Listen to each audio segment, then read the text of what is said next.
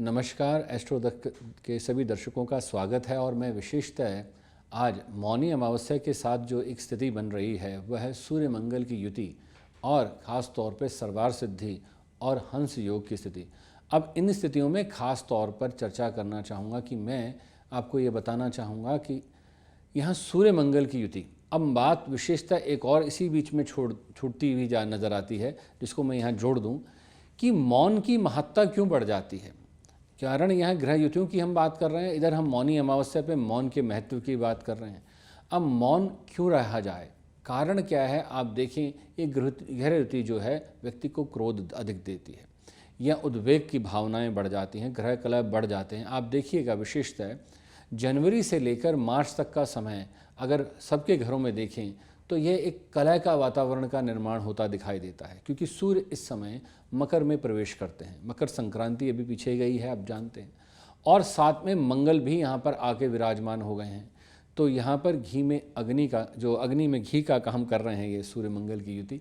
तो ऐसी स्थिति में मौन सबसे ज़्यादा लाभकारी है। तो यहाँ पर मौन रखने से विशेषता क्या है, आप कई कलह से बच जाते हैं और दूसरा आपकी आत्मशक्ति बढ़ जाती है। देखिए, जब भी व्यक्ति मौन धारण करता है, विशेषतः दो बातें ध्यान रखिएगा। मौन रखने से खाली ये नहीं है कि आप चुप रहकर सामने वाले को ये बता रहे हैं कि मैं बात नहीं करना चाह रहा। यहाँ पर आपकी आत्मशक्ति भी बढ़ती है, आपकी स्मरण शक्ति भी बढ़ती है और आपकी ध्यान शक्ति भी बढ़ती है। जब व्यक्ति ध्यान अवस्था में जाता है तो वह एक ही स्थिति होती है जब वह वाणी से और मन से मौन हो जाता है, तभी ध्यानस्थ हो सकता है। अगर कुछ अंदर चल रहा है तो ध्यानस्थ नहीं हो सकते हैं। तो इसीलिए विशेषतः आपको मौन की महत्ता को समझना है, तभी मौनी अमावस्या का आप लाभ ले सकते हैं। खाली ये भर कहने से नहीं होगा कि मौनी अमावस्या में मौन रखा जाता है। और एक भ्रांति और है कि जी हम नौकरी करते हैं या हम बिजनेस करते हैं, हम मौन कैसे रख सकते हैं। आप नित्य प्रति मौन रख सकते हैं। कैसे?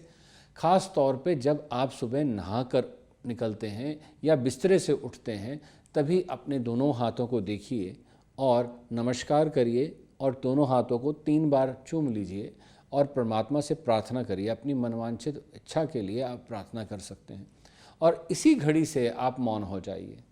और जब तक पूजा पाठ करके निवृत्त नहीं होते तब तक आप मौन रहिए। ये बहुत लंबा समय नहीं होता, आप ज़्यादा से ज़्यादा 15 मिनट नहाने में लगाते होंगे, आधे घंटे की पूजा करते होंगे, तो यानी 1 घंटा आप मौन रख लें तो मैं समझता हूँ कि आपकी आत्मशक्ति इतनी बढ़ जाएगी कि जिसका कोई और छोर नहीं है। आप ये करके देखिएगा। अगर आप 1 साल भी ऐसा कर लेते हैं, मैं कहता हूँ पहले आप 1 हफ्ता ट्राई करिए, फिर आपको मज़ा आने लगे तो फिर 1 साल करिएगा। क्यों? क्योंकि ये ऐसी विधि है जो आज के दिन से अगर आप शुरू कर लेंगे तो निश्चित तौर पर अगले साल तक आप इसमें प्रगाढ़ हो जाएंगे। और ये एक तपश्चर्या है, एक नियम के साथ में तपस्या भी है।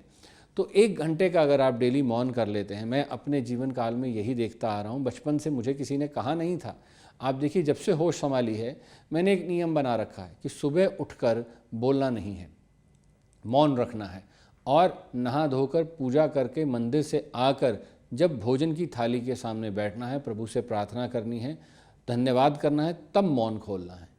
और तब तक मैं अपने फ़ोन भी स्विच ऑफ रखता हूँ। ये विशेषता ध्यान रखिएगा, क्योंकि हम अर्जेंसी यहाँ फ़ोन की ज़्यादा आजकल देते हैं और फ़ोन बजा तो हम अपना मौन तोड़ देते हैं। तो कृपया ये चीज़ ध्यान रख पाएँ और ये कर पाएँ तो आपको निश्चित तौर पर लाभ मिलेगा ही मिलेगा। ये मेरा आपसे वचन है। पर आप ये ध्यान रखिए कि इसमें थोड़ा सा प्रॉमिस आपको अपने आप के साथ भी करना है, और जब ये आप कर लेंगे तो आप देख लीजिएगा उसका फल क्या होगा। तो इसी सारी चीज़ों के साथ मैं अपनी वाणी को विराम देता हूँ। धन्यवाद। एस्ट्रो तक ऐप पर आपको मिलेगा भविष्य से जुड़े हर सवाल का जवाब। डाउनलोड कीजिए एस्ट्रो तक ऐप और चुटकी में जुड़िए इंडिया के बेस्ट एस्ट्रोलॉजर से।